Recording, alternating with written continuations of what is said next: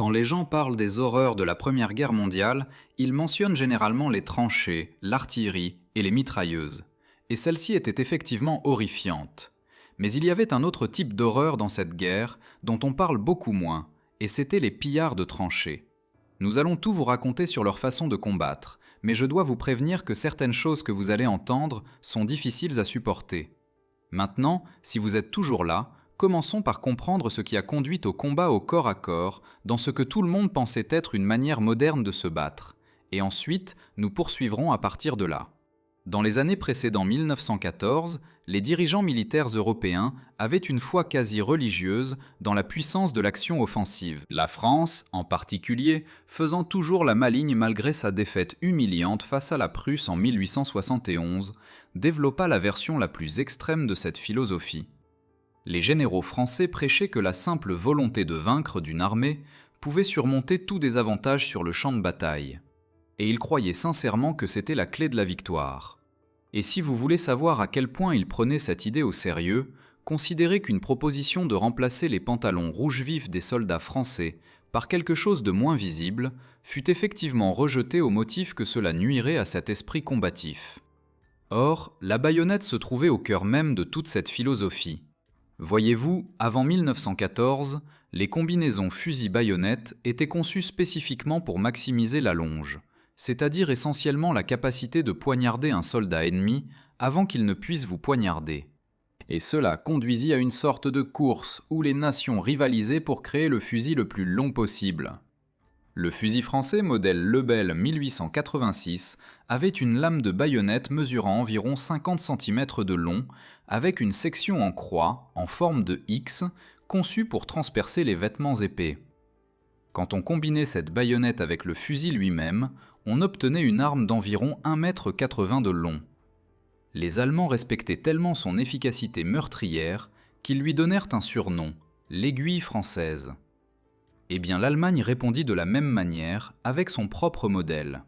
La baïonnette du fusil Gewehr 98 avait une lame d'un peu moins de 50 cm de long, ce qui créait une longueur combinée d'environ 1,75 m. Et cette longue baïonnette était spécifiquement conçue pour permettre aux fantassins de faire tomber les cavaliers de leurs chevaux, ce qui en dit long sur la façon dont les planificateurs militaires pensaient encore en termes de la guerre du siècle précédent.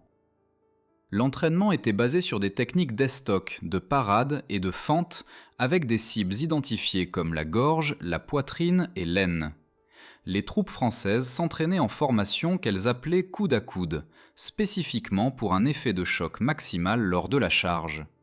D'ailleurs, il y avait une baïonnette allemande qui allait devenir assez controversée une fois la guerre commencée.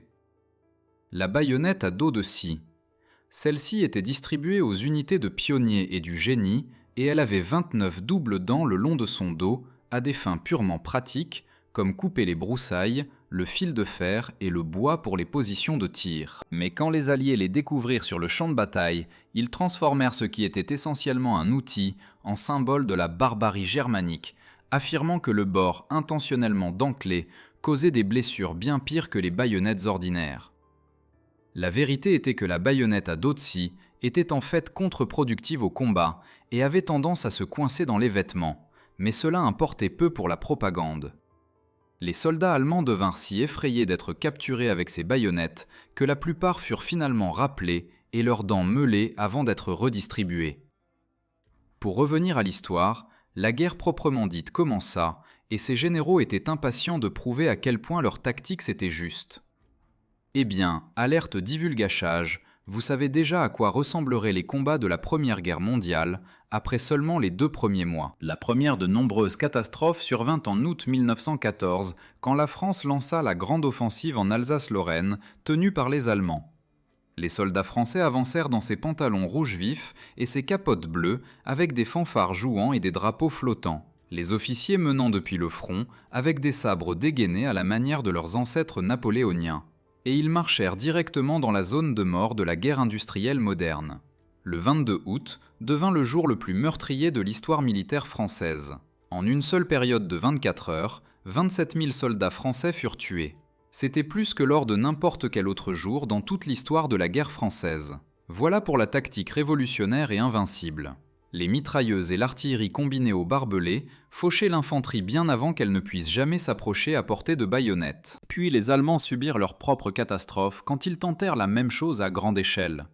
Lors de la première bataille de la Marne, le prince héritier Guillaume ordonna à 100 000 soldats allemands de fixer les baïonnettes et de charger les lignes françaises dans l'obscurité. Les canons français de 75 mm ouvrirent le feu sur les rangs serrés de l'infanterie allemande en gris. Les unités allemandes paniquèrent dans l'obscurité, dans une confusion totale. 2 unités allemandes se tirèrent dessus à bout portant, et l'assaut subit environ 15 000 pertes. Et ce n'étaient que quelques-uns des résultats similaires des batailles du début de la guerre. Tous ces assauts ratés et ces charges brisées conduisirent à des tentatives des 2 camps de se déborder mutuellement.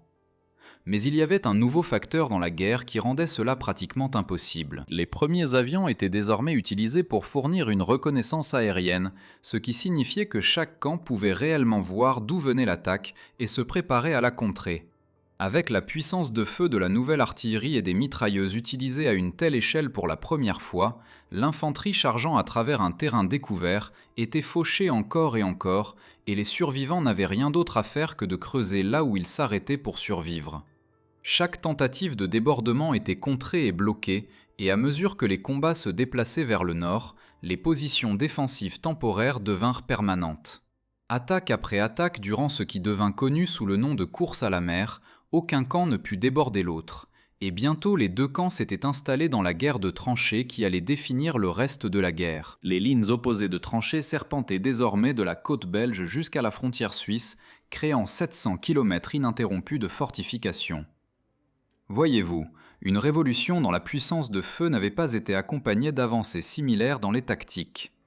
Et cela créa une forme de guerre éprouvante, où le défenseur détenait tous les avantages. Il n'y avait plus de flanc à tourner. Chaque attaque devait désormais être frontale, directement contre des positions défensives préparées. Plus de 4 millions d'hommes avaient été tués ou blessés en seulement les 5 premiers mois. Alors, que se passe-t-il quand tout ce qu'on croyait auparavant se révèle soudainement catastrophiquement faux et fait tuer des milliers et des milliers de soldats? Eh bien, la réponse allait finalement résider non pas dans l'avancement des armes et des tactiques, mais plutôt dans un retour aux temps médiévaux des épées et des armures. Croyez-le ou non, la question évidente pour les commandants était de savoir comment percer ces lignes de tranchées. Et la réponse, du moins selon la pensée militaire de l'époque, était l'artillerie. On bombarderait les tranchées ennemies pendant des jours, parfois même une semaine entière, pulvérisant tout devant soi. L'artillerie détruirait les barbelés, effondrerait les tranchées, tuerait ou démoraliserait les défenseurs et neutraliserait leurs mitrailleuses. Ensuite, votre infanterie traverserait simplement le no man's land et occuperait ce qui restait des positions ennemies. C'était la théorie en tout cas. Mais cela ne fonctionna pas du tout comme ça. L'exemple le plus notoire survint à la Somme, où les Britanniques tirèrent plus d'1,5 million d'obus pendant un bombardement de 7 jours. Les commandants étaient si confiants qu'ils ordonnèrent aux soldats de ne pas courir, mais de marcher simplement pour maintenir la discipline, car les Allemands seraient sûrement tous morts après un tel bombardement de toute façon. Eh bien, cet optimisme se révéla catastrophiquement déplacé. Et la Somme est connue, comme vous le savez, comme le jour le plus meurtrier de l'histoire militaire britannique. Les Allemands avaient construit des abris profonds, certains à 12 mètres sous terre, renforcés de béton. Les soldats à l'intérieur pouvaient simplement attendre la fin du bombardement le plus intense en relative sécurité, puis se précipiter à leur position de tir et faucher les soldats marchant à découvert. Et pour une raison quelconque, c'était si difficile à comprendre pour les commandants, et ils envoyaient vague après vague de soldats passer par-dessus le parapet pour mourir sans aucun succès réel. Même s'ils parvenaient à capturer une section de tranchées ennemies, il y avait toujours 2 ou 3 lignes supplémentaires derrière, et la force d'attaque était si durement éprouvée en prenant la première ligne qu'elle la perdait inévitablement lors de la contre-attaque ennemie. Tout revenait exactement au point de départ après un jour ou 2, sans rien avoir accompli, sinon la mort de milliers d'hommes. Alors, ces assauts frontaux massifs se révélant si catastrophiquement inutiles, une autre approche commença à émerger. Des raids à petite échelle, des attaques éclairs de nuit, non pas conçues pour percer la ligne et tenir le terrain, mais simplement pour s'infiltrer, accomplir des objectifs spécifiques et se retirer avant que l'ennemi ne puisse répondre en force.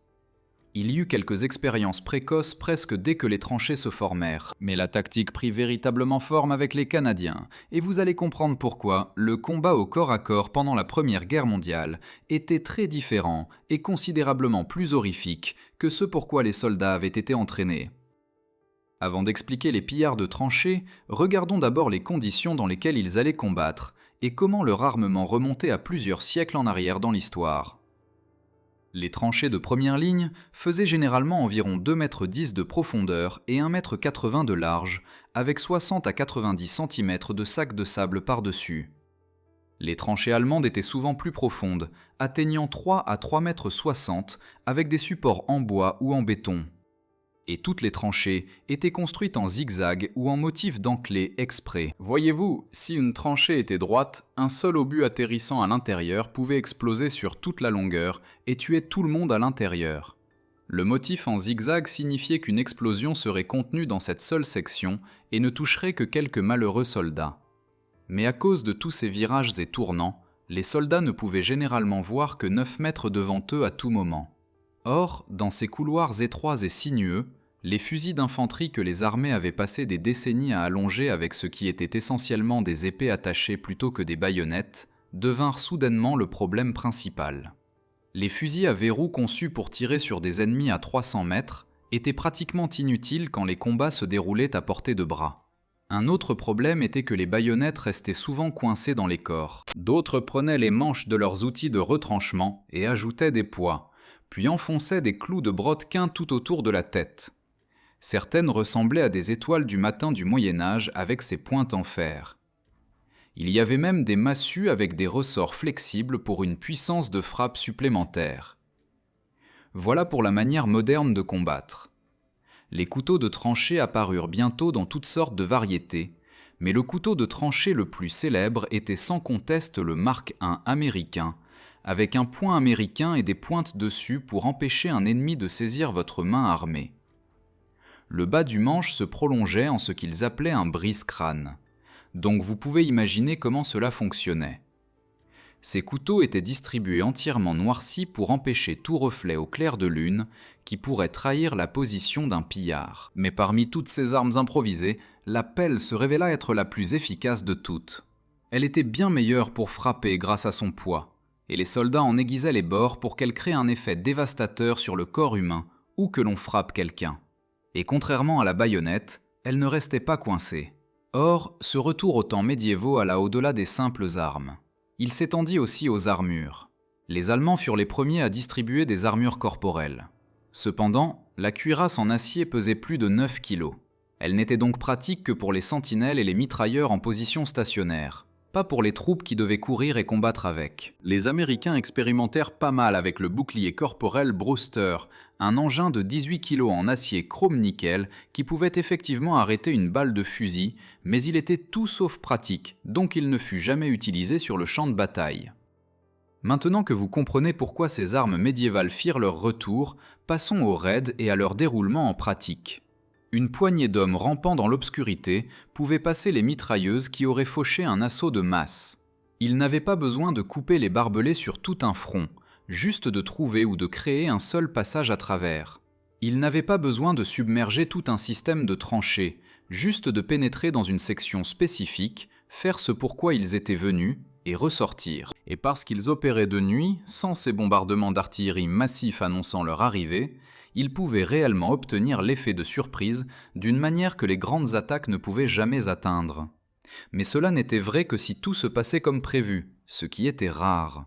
Alors que toutes les armées développèrent finalement les raids de tranchées, les Canadiens les élevèrent au rang d'art et devinrent les experts des incursions nocturnes violentes en territoire ennemi. Le premier grand raid de tranchées organisé de la guerre eut lieu le 28 février 1915, quand 100 hommes du Princess Patricia's Canadian Light Infantry attaquèrent des positions allemandes à proximité. Ils détruisirent 30 mètres de tranchées allemandes, tandis que le raid coûta 5 tués, 7 blessés et 2 disparus. Les Canadiens menèrent un autre grand raid à la ferme du Petit Douve quand 170 volontaires se préparèrent pendant 10 jours avec des patrouilles de reconnaissance, de l'entraînement et des répétitions. L'artillerie bombarda les barbelés ennemis au préalable, tandis que les pillards se débarrassaient de tout ce qui pourrait les identifier s'ils étaient capturés. À 2h30 du matin le 17 novembre, ils attaquèrent. Ils obtinrent une surprise totale, car les sentinelles allemandes s'étaient mises à l'abri de la pluie. En seulement 20 minutes, ils tuèrent environ 30 Allemands et capturèrent 12 prisonniers, ainsi que des renseignements précieux, notamment de nouveaux masques à gaz en caoutchouc. Les pertes ne furent que d'un homme tué, et c'était par tir ami accidentel, plus un légèrement blessé. Voyez-vous, les objectifs de ces raids ne concernaient pas vraiment la prise de terrain. Le but le plus courant était la collecte de renseignements, la capture de prisonniers qui pouvaient être interrogés pour découvrir quelles unités vous faisaient face, et si des renforts étaient acheminés, et des choses comme ça. Les pillards essayaient aussi de détruire l'équipement précieux comme les mitrailleuses, de démolir les abris, et simplement de tuer autant de soldats ennemis que possible pour user leurs effectifs.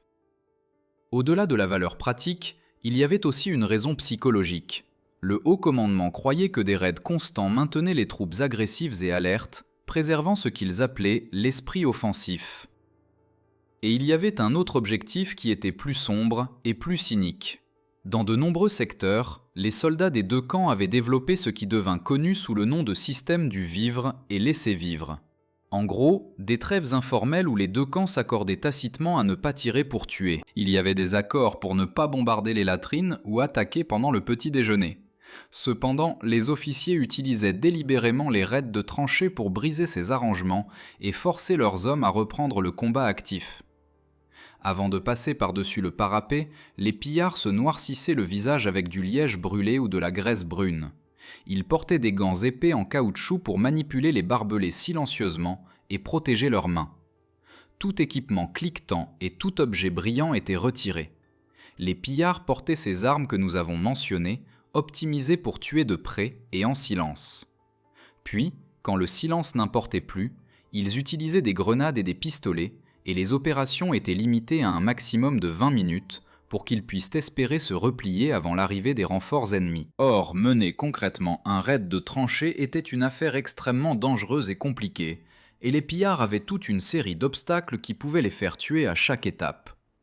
Le premier défi était simplement de traverser le No Man's Land, qui faisait généralement plusieurs centaines de mètres de large, bien qu'à certains endroits il pouvait être aussi étroit que 9 mètres.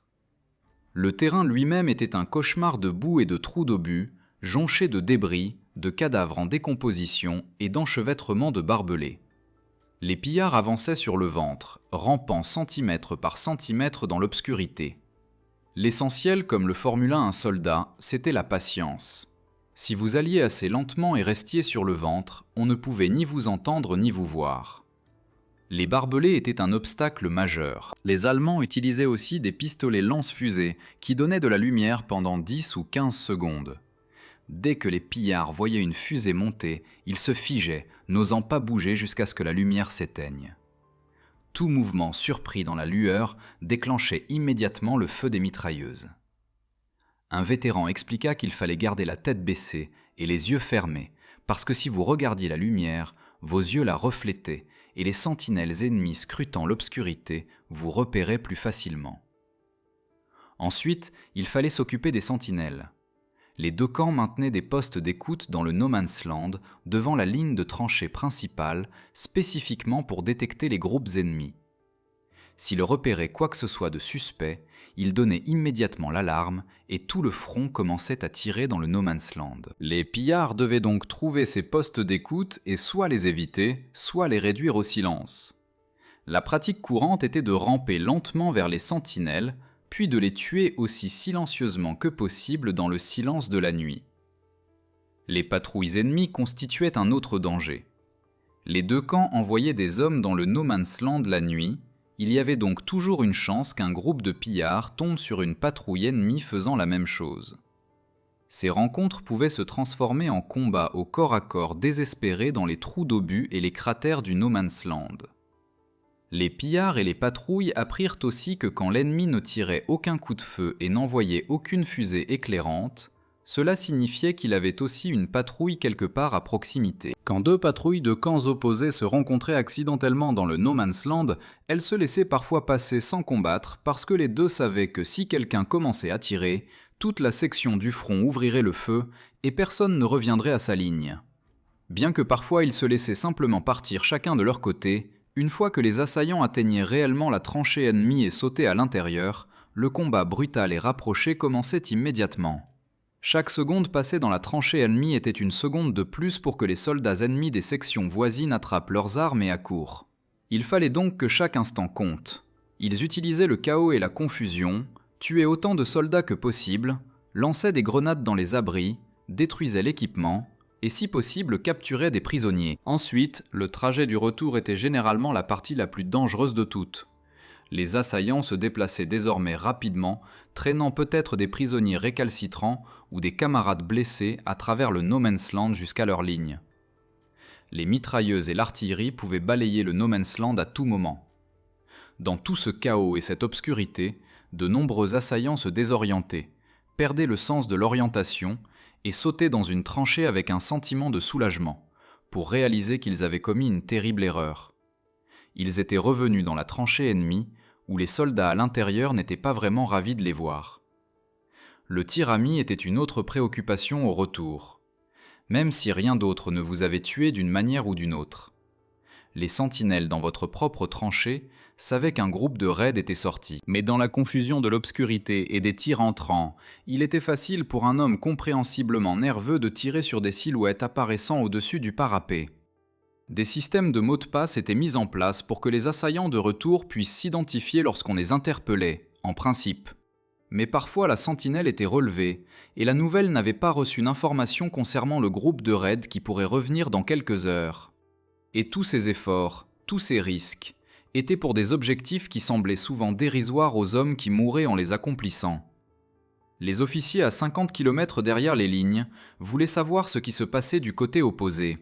Alors, ils ordonnaient simplement à quelqu'un d'aller jeter un coup d'œil. De nombreuses opérations de raid de tranchées n'ont jamais été mentionnées en dehors du commandement parce que les hommes sortaient tout simplement et qu'aucun d'entre eux ne revenait jamais. Et même si le raid était réussi sans beaucoup de pertes, il ne manquerait probablement pas d'entraîner des représailles la nuit suivante. Les armées développèrent progressivement des armes spécialement conçues pour le combat de tranchées. Le pistolet, qui n'avait été auparavant qu'une arme secondaire ou quelque chose que les officiers portaient, devint essentiel pour les groupes de raid. Le revolver britannique Webley fonctionnait bien dans la boue, mais il ne contenait que 6 cartouches. Le Colt M1911 était très prisé par les Américains, tandis que les Allemands avaient leur Luger. Le MP-18 fut la véritable percée pour le combat de tranchées. Chambrée en 9 mm, tirant à environ 400 coups par minute depuis un chargeur tambour de 32 cartouches, elle donnait aux soldats d'assaut allemands une puissance de feu dévastatrice dans les espaces étroits des tranchées. Seulement environ 3000 exemplaires virent réellement le combat en première ligne. Mais le MP-18 prouva que le concept fonctionnait, et il établit le modèle pour la plupart des pistolets mitrailleurs qui suivirent. La contribution américaine aux armes de tranchée fut le fameux fusil à pompe de tranchée Winchester, modèle 1897. La chose la plus intéressante que vous avez sûrement entendue à propos de cette arme était ce qu'ils appelaient le tir par pompage. Contrairement aux fusils à pompe modernes, le M1897 n'avait pas de déconnecteur de détente, ce qui signifiait qu'il tirait à chaque fois que l'action se fermait, tant que la détente était maintenue enfoncée. Un soldat entraîné pouvait tirer les 6 cartouches en environ 2 secondes, rendant impossible de ne pas toucher un grand nombre de soldats ennemis. Cela fonctionnait si bien que le gouvernement allemand protesta formellement contre l'utilisation des fusils à pompe, menaçant d'exécuter les soldats capturés avec eux ou même avec des cartouches de fusils à pompe, arguant qu'ils causaient des souffrances inutiles. On rappela alors aux Allemands leurs lance-flammes et leurs gaz toxiques comme exemple d'armes qui causaient réellement des souffrances inutiles, et on leur dit que s'ils exerçaient des représailles contre les soldats capturés avec des fusils à pompe, la réponse serait bien pire. Le combat rapproché et meurtrier dans les tranchées força également les armées à développer un véritable entraînement au combat au corps à corps et des programmes de jiu-jitsu, de boxe et de lutte furent mis en place dans tous les camps. À mesure que la guerre s'enlisait, les deux camps commencèrent à réaliser que les raids à petite échelle, bien qu'utiles, ne gagneraient jamais la guerre à eux seuls. Ce qu'il fallait, c'était un moyen d'appliquer ces mêmes principes de vitesse, de surprise et de violence rapprochée à une échelle bien plus grande. Et c'est exactement ce que les Allemands entreprirent de créer. Ils créèrent la première unité officielle de soldats d'assaut avec une idée qui allait changer la guerre de tranchées et montrer le premier moyen fiable de briser l'impasse. Au lieu d'attaquer sur toute la largeur du front comme chaque offensive ratée auparavant, les soldats d'assaut n'attaqueraient que des points clés. Ils contourneraient complètement les points fortifiés, laissant ceux-ci aux vagues suivantes, et s'infiltreraient dans les arrières de l'ennemi pour submerger les batteries d'artillerie et les postes de commandement. L'idée était de couper les troupes de première ligne de leurs quartiers généraux et de leurs dépôts de ravitaillement. Et tout le système s'effondrerait de l'intérieur.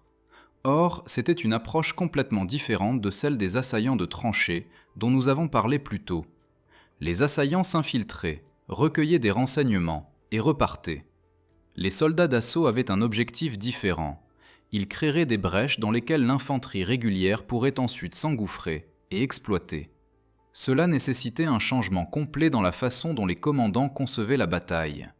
Les officiers subalternes étaient encouragés à diriger selon leur propre jugement personnel, plutôt que d'attendre les ordres d'en haut, car l'indépendance, la rapidité de réflexion et la débrouillardise étaient nécessaires en temps réel afin de réussir. Les soldats d'assaut étaient des soldats d'élite recrutés parmi les volontaires, principalement des hommes de moins de 25 ans ayant un passé sportif.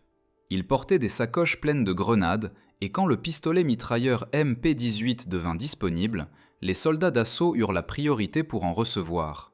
Ils utilisaient également des pistolets Luger avec un chargeur tambour étendu de 32 cartouches et une crosse d'épaule. Ils avaient même des lance-flammes et une version allégée de la mitrailleuse MG08 qui pouvait être avancée pendant une attaque. Et bien sûr, des massues de tranchées, des couteaux, des masses d'armes et d'autres outils pour l'inévitable combat au corps à corps. Finalement, l'Italie développa ses propres forces d'assaut d'élite à peu près à la même époque, appelées les Arditi, ce qui signifie les audacieux. Mais contrairement aux Allemands qui diffusèrent les tactiques d'assaut dans toute l'armée, les Italiens gardèrent leurs unités d'élite séparées. Certaines unités d'Arditi devinrent tristement célèbres pour avoir choisi de combattre avec rien d'autre que des grenades et leurs poignards emblématiques. Ils obtinrent de véritables succès et ils terrifiaient les troupes ennemies qui les affrontaient, mais à un coût énorme. Ils avaient un taux de perte extrêmement élevé, sans surprise, et de nombreux raids se terminaient simplement, sans que personne du groupe ne revienne jamais. Ils étaient strictement des volontaires, choisis parmi les soldats les plus courageux et les plus aptes disponibles.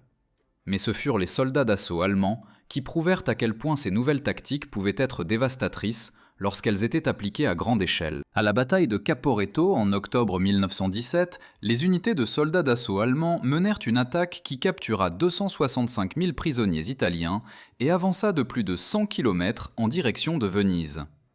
Erwin Rommel, qui allait devenir l'un des plus célèbres généraux allemands de la guerre suivante, était à l'époque un commandant de soldats d'assaut de 26 ans. Avec seulement 150 hommes, il captura 1500 prisonniers italiens en une seule action, en trouvant des chemins cachés à travers les positions italiennes et en attaquant par derrière quand personne ne s'y attendait.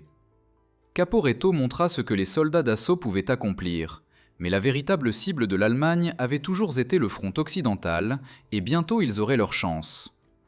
Quand l'Allemagne mit fin à la guerre avec la Russie en mars 1918, près de 50 divisions furent transférées à l'ouest. Pour la première fois depuis 1914, l'Allemagne surpassait réellement les Alliés en nombre sur le front occidental. C'était leur chance de gagner la guerre avant que les troupes américaines n'arrivent en nombre écrasant. L'offensive de printemps commença avec plus d'1 million d'obus tirés en seulement 5 heures. Le plus grand barrage d'artillerie de toute la guerre. Le brouillard au matin du 21 mars permit aux soldats d'assaut de s'infiltrer profondément dans les positions britanniques sans être vus. Ils réalisèrent les avancées les plus profondes sur le front occidental depuis 1914, progressant de 65 km en 2 semaines. Pour la première fois depuis des années, la guerre redevint mobile. Et il semblait même que l'Allemagne pourrait réellement avoir une chance de gagner la guerre. Mais le problème était que les Allemands n'avaient pas anticipé un tel succès, et ils n'étaient pas suffisamment préparés pour en tirer avantage. Les soldats d'assaut avancèrent rapidement, plus vite que leur propre artillerie ne pouvait suivre, et les lignes de ravitaillement s'effondrèrent sur le terrain dévasté que l'artillerie avait créé. Les meilleurs hommes avaient été retirés des unités régulières et concentrés dans les unités d'assaut, et ces soldats d'élite subirent des pertes disproportionnellement lourdes qui ne pouvaient tout simplement pas être remplacées. L'offensive finit par s'enliser, et cet échec fut en partie la raison pour laquelle l'Allemagne perdit finalement la guerre. Ce qui suivit fut une contre-attaque alliée avec plus de 400 chars et la plus grande attaque combinée jusqu'alors. À l'automne, plus de 100 000 prisonniers allemands avaient été capturés et l'armistice survint le 11 novembre 1918. L'Europe en 1914 était considérée comme le sommet de la civilisation moderne, la société la plus technologiquement avancée que le monde ait jamais connue. Et pourtant, cette guerre moderne dégénéra dans la forme de combat la plus primitive et la plus sauvage connue de l'homme. Malgré l'artillerie, les mitrailleuses, les avions, les sous-marins, les navires de guerre et les chars, tout finit par se terminer avec des massues et des pelles aiguisées.